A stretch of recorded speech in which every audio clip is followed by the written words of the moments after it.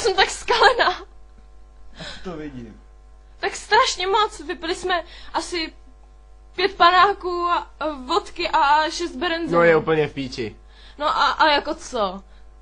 Já prostě chlastám, víš, jako šukám, chlastám, hulím a tak co, víš co, mám Fajn. prostě jako dobrý život. To je fakt fajn. Feťáci zastraný. Furt každý... Hermiona šuká za prachy, ona je děvka. Cože? Je divný. To mě ještě nedala. Ani vyholená určitě není. Co?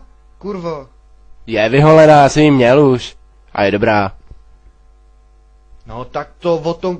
Trochu. Co trochu, ty krávo? Ach jo. Ty jsi nedala dávku, tak jsi celá zas pomatená, ne? Máš depilovanou... Dobrý prachy. Jsi zase mrdala zbrumbál v kabinetě, viď, že jo? Přiznej se, ty děvko jedna zastraná. Dělej, přiznej se. No a co, dobře platí.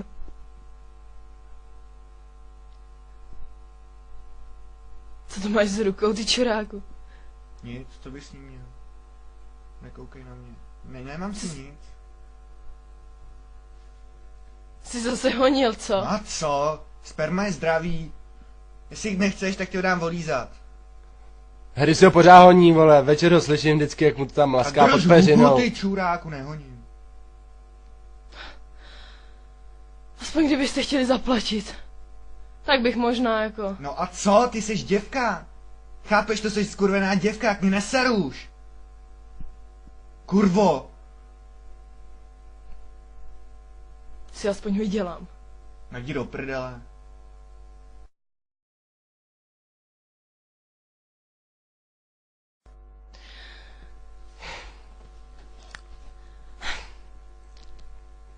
Tak.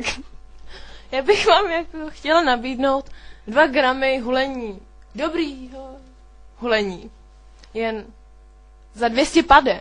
Kde to si ženete? I love you. Neříkej I love you, to je moje děvka, vole. I love you too. Platíš dobře? Prosím tě, neplatí ani svojí mámě, vole. Ty vlasatej čuráku, ty sněl keci na moji mámu.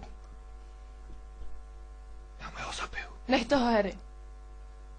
Hele, hulíš každému čuráka.